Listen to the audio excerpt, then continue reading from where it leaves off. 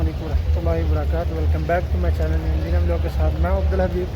مدینہ منورہ سے سب سے پہلے درود و سلام اللہم صلی وسلم علی نبینا و حبیبنا محمد صلی اللہ علیہ وسلم علیہ السلام. ماشاء اللہ امید کرتا ہوں آپ تمام دوست سب خیر و عافیت ہوں گے. اور آج ماشاء اللہ ماہ رجب المرجب کا 31 جمعۃ المبارک. اور میری طرف سے جتنے بھی ہمارے ویورز دیکھنے والے ہمارے بھائی بہن دوست احباب سب کو جمعۃ المبارک. اور آج ماشاء اللہ مسجد نبوی سے جمعہ کا خطبہ آپ کے ساتھ شیئر کریں گے مسجد نبوی سے. تو ویڈیو کو لاسٹ تک دیکھیں اور کمنٹ سیکشن میں اپنی رائے کا اظہار بھی ضرور دیں. اور ابھی ہم 329 نمبر گیٹ سے اندر داخل ہوں گے. اور ابھی ہم ماشاءاللہ یہاں سے داخل ہو چکے ہیں 329 نمبر گیٹ سے. اور آج ٹائم سے آنے سے یہ دیکھیں آپ کو سارا حرم میں خالی صفیں نظر آ رہی ہیں. تو آج ماشاءاللہ یہاں پر نماز جمعہ کی ادائیگی کریں گے. اور ابھی صبح کا ٹائم. ابھی آپ دیکھ سکتے ہیں ماشاءاللہ مسجد نبی میں نیچے شین میں کافی جگہ خالی ہے. تو ابھی جیسے جیسے لوگ آتے جائیں گے رش بڑھتا جائے گا اور یہ صفیں جو خالی ہیں سب کور ہوتی جائیں گی. اور پھر چھت کے اوپر جانے کے لیے جو رستے ہیں وہ سب کھول دیے جائیں گے. اور جتنے بھی حرم کے داخلی دروازے ہیں یہ 11:30 بجے تک 12 بجے تک کلوز کر دیے جاتے ہیں. اگر آپ بھی حرم نے نماز جمعہ کی ادائیگی کے لیے آ رہے ہیں تو کوشش کریں جلدی سے جلدی آنے کی. 10 بجے اگر آپ مسجد نبوی میں داخل ہو جائیں گے تو آپ کو حرم کے اندر اور حرم کے باہر شین میں چھتریوں میں آپ کو نیچے جگہ مل جائے گی. اگر آپ لیٹ ہوں گے تو پھر آپ کو باہر میدان میں دھوپ میں اور پیچھے جو مرکزیہ میں ہوٹلز ہیں ان کے برآمدوں میں نماز جمعہ کی ادائیگی کرنی پڑے گی. ماشاءاللہ بھی آپ دیکھ سکتے ہیں ہر طرف ماشاءاللہ لوگ ذوق در ذوق آ رہے ہیں. ماشاءاللہ اللہ تعالیٰ ان سب کا یہاں آنا اپنی بارگاہ میں قبول فرمائے. اور بالخصوص جن دوست صاحب نے ہمیں دعا کے لیے کہا اللہ تعالیٰ ان سب کی تمام دلی نیک ہر جائزہ ضروریات اور حاجات کو پورا فرمائے. اور اللہ تعالیٰ سب کو مکہ اور مدینہ کی باادب حاضری نصیب فرمائے. آمین یا رب العالمین.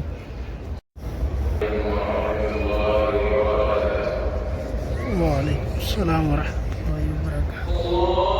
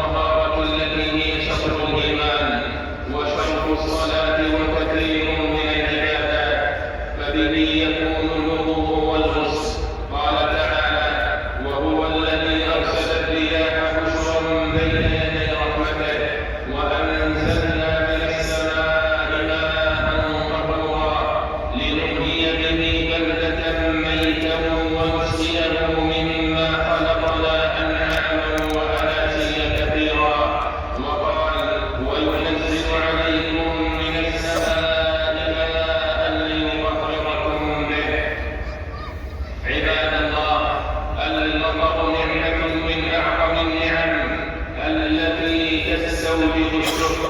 قال تعالى: وهو الذي ينزل الغيث من بعد ما قنطوا وينشر رحمته وهو الولي الحميد. وقد جعل الله تعالى للمطر أجلا بمطر وموسما ينتظر.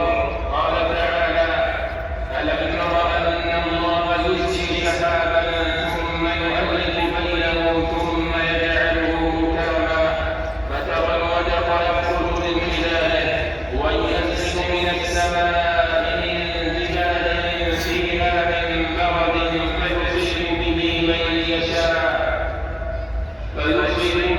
من يشاء ويصرفه عن من يشاء يكاد سنا برده يذهب بالأبصار. وقال: ومن آياته أن يرسل الرياح مبشرات وليذيقكم من رحمته ولتجري الفلك بأمره ولتبتغوا من فضله ولعلكم تشكرون. أيها الناس، إن المطر إذا تأخر اشتد بالناس الهول والغرق وحل بهم القحط والكرب وهلكت الزروع والأشجار وجفت العيون والآثار. قال تعالى: قل أرأيتم إن أصبح ماؤكم غورا فمن يأتيكم بماء معين. ولقد حل القحط بالناس والأنبياء بين أظهرهم فأرشدوهم إلى أسباب رب الجود وكشف البلاء. وأخذ الله أقواما بالسنين ونقص من الثمرات لعلهم يذكرون. لكن نبينا محمد صلى الله عليه وسلم سأل الله ألا يهلك أمته بالسنين فرحا. قال تعالى: ولقد أخذنا آل فرعون بالسنين ونقص من الثمرات لعلهم يذكرون. وإذا أراد الله بعباده الخير تنزلت الرحمات فأغاث العباد وارتوت البلاد وأخذت الأرض زخرفها وزينت واستهلت تباشير الفرح وعمت. عباد الله، شكر نعم واجب وهو سبب لبقائها ودوامها. وإن من تمام شكر هذه النعم أن تقابل بنعم صادق وطاعة خالصة. فإن النعم إذا شكرت دامت وزادت وإذا كفرت نزعت وزادت. قال تعالى: وإذ تأذن ربكم لئن شكرتم لأزيدنكم ولئن كفرتم إن عذابي لشديد. فاذكروا الله يذكركم واشكروه على نعمه وآلائه يزدكم. فنحمد الله على هذه الرحمة العظيمة التي عم نفعها ووسع خيرها فجاءت في وقت الحاجة فانتعشت بها الزروع وفرحت القلوب فنسأله دوام فضله. الحمد لله على ما أنزل علينا من الغيث والمطر وعلى ما جعل فيه من بركة وخير وأثر. فقد سقى به البلاد وغمر وأحيا به الأرض بقدر وأنعش به القلوب. فاللهم لك الحمد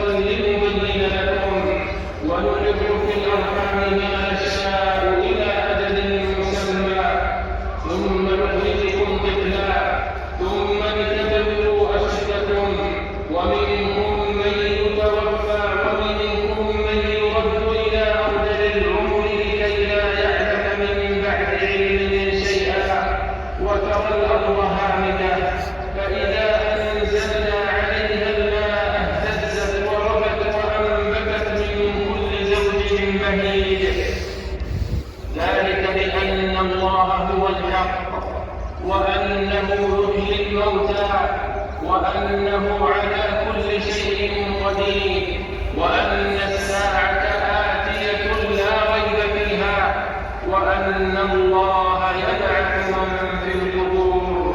بارك الله لي ولكم في القرآن العظيم، ونفعني وإياكم بما فيه من الآيات والذكر الحكيم.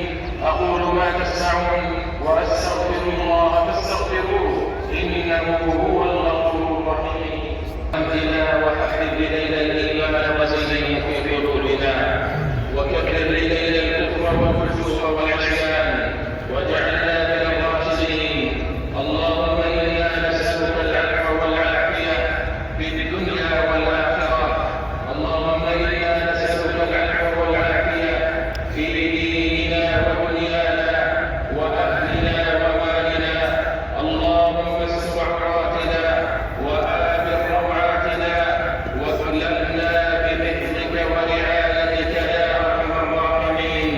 اللهم أعز الإسلام والمسلمين، وانصر عبادك الموحدين، واجعل اللهم هذا البلد آمنا مطمئنا وسائر بلاد المسلمين. اللهم احفظ جنودنا المرابطين على حدودنا وثغورنا. اللهم تقبل موتاهم واشف مرضاهم وردهم إلى أهلهم سالمين غانمين يا رب العالمين. اللهم أصلح أحوال المسلمين وأمنهم في أوطانهم، واجمع شملهم ووحد كلمتهم على الحق، وألف بين قلوبهم، وأصلح ذات بينهم. اللهم وجنبهم الخلاف والفتن ما ظهر منها وما بطن، برحمتك يا أرحم الراحمين. اللهم آمنا في أوطاننا، وأصلح أئمتنا وولاة أمورنا. اللهم وفق ولي أمرنا خالد الأمرين الشريفين بتوفيقك، وأليه بتأييدك، وأعز به دينك، وألبسه ثوب الصحة والعافية يا رب العالمين. اللهم وفقه وولي عهده لما تحب وترضى يا سميع الدعاء. اللهم تقبل منا إنك أنت السميع العليم، وتب علينا إنك أنت التواب الرحيم. اللهم صل على محمد وعلى آله وصحبه أجمعين. ये था जी हमारा आज का व्लॉग। उम्मीद आपको ज़रूर पसंद आया। हम बिना व्लॉग के साथ अपने भाई को दें इजाज़त। तब तक के लिए इंशाल्लाह मिलते हैं आपको दोबारा नेक्स्ट व्लॉग में। तब तक के लिए अल्लाह हाफ़िज़। दुआ में याद रखिएगा। अल्लाह हाफ़िज़। खुदा हाफ़िज़।